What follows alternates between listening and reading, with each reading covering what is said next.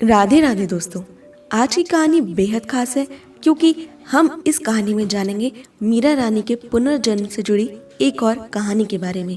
दोस्तों, जब बात मीरा रानी के पुनर्जन्म की आती है तो उन्हें कई बार माधवी गोपी, कई बार ललिता और कई बार राधा रानी में बता दिया जाता है, परंतु आज जो कहानी हम आपके सामने लाने वाले हैं वो मीरा रानी के पुनर्जन्म से जुड़ी सबसे ज्यादा प्रचलित और माने जाने वाली प्रमाणिक कहानी है। तो आइए जानते हैं कि क्या है ये कहानी और क्यों इस कहानी के अनुसार मीरा रानी को कलयुग में जन्म लेना पड़ा था। तो दोस्तों, एक बार की बात है, कृष्ण के गांव का एक ग्वाला था। उस ग्वाले ने विवाह किया बरसाने में। पहले यही होता था कि बचपन में ही लोगों की विवाह हो जाते थे, किंतु लड़की को ससुराल बाद में भेजा जाता था। इन दोनों का विवाह तो हो गया था, अब दोनों बड़े हो गए थे, तो अब गौने की रस्म होने वाली थी, जिसके लिए ग्वाला अपनी पत्नी को लाने बरसाना बैलगाड़ी से चल पड़ा। जब वो जा रहा था तभी रास्ते में उसे श्री कृष्ण मिले। कृष्ण ने पूछा कि भैया कहाँ जा रहे हो? ग्वाले ने कहा कि मेरा गौना है तो मैं अपनी बहू को लेने बरसाना जा रहा हूँ। तो श्री कृष्ण ने कहा कि जब भाभी आए तो सबसे पहले उनका मुख मुझे ही दिखाना। ग्वाले ने कहा ठीक है, और ग्वाला चला गया। बरसाना पहुंचा। उसकी पत्नी का नाम था माधवी। माधवी की माँ ने उसे समझाया कि लाली, तू नंदगांव तो जा रही है, पर ध्यान रखना नंदगांव में एक नंद का छोरा रहता है, उसका नाम है कृष्ण। अगर वो तुम्हें कहीं भी गलती से भी दिख जाए ना तो उसे अपना चेहरा मत दिखाना, और ना ही तुम उसका चेहरा देखना। तब माधवी ने अपनी मैया से पूछा कि ऐसा क्यों? तो उसकी मैया ने बताया क्योंकि वो लड़का बेहद खतरनाक है। उसके बाद वो ग्वाला माधवी को बैलगाड़ी पर बैठाकर चल पड़ा। नंदगांव की सीमा में वो पहुंच गया और तभी सामने खड़े हुए श्री कृष्ण मिल गए और ग्वाले से वो कहते हैं कि अरे भैया, ले आया बहू को? तो ग्वाले ने कहा कि हाँ भैया, ले आया। तो श्री कृष्ण ने तुरंत बोला कि चलो अब इसका मुख मुझे दिखाओ। ग्वाले ने माधवी से कहा कि सुनो, ये हमारे सखा है, इनका नाम कृष्ण है, तो इन्हें एक बार अपना मुख तो दिखा दो।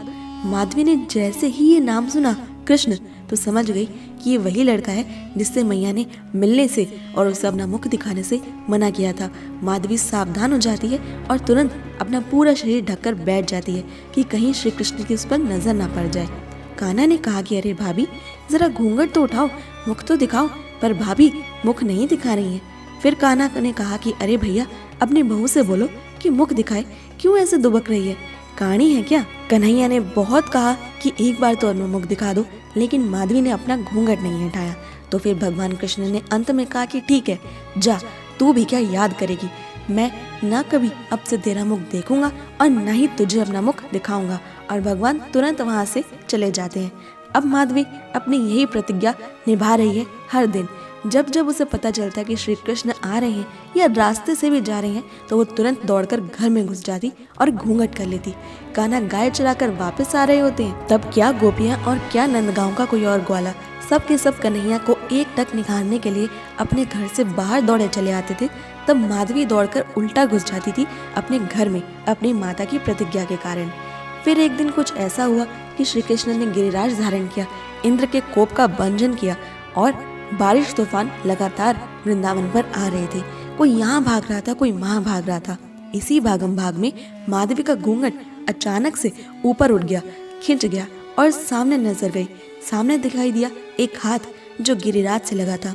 जैसे ही उसने ये हाथ सबसे पहले देखा तो वो वहीं के वहीं खड़ी रह गई। इतनी सुंदर उंगली, ये उंगली किसकी है? थोड़ा आगे बढ़ी, कंधे तक दृष्टि गई, आगे बढ़ी, कंठ तक दृष्टि गई और आगे बढ़ी, आंखों को देखा और जैसे ही देखा जहाँ खड़ी थी वहीं खड़ी की खड़ी रह गई।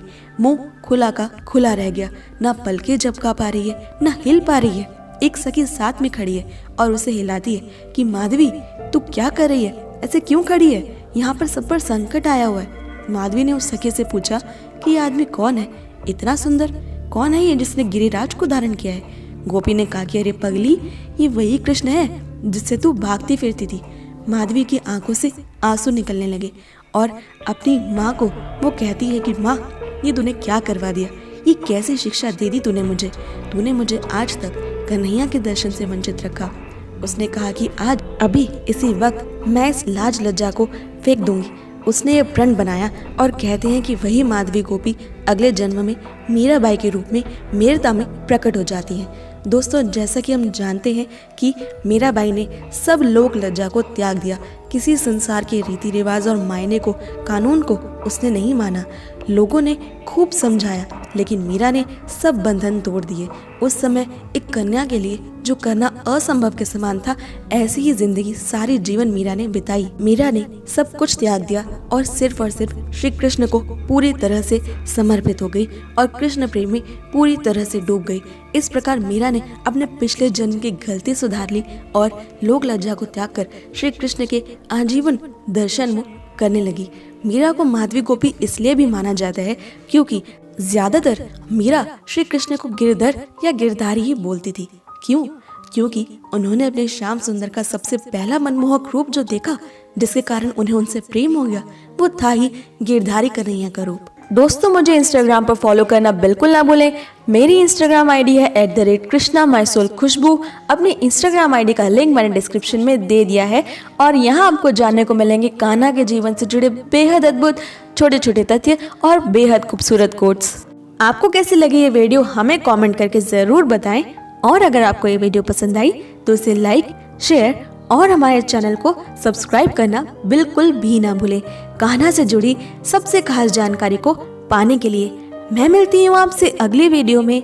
तब तक के लिए stay happy and Radhe Radhe.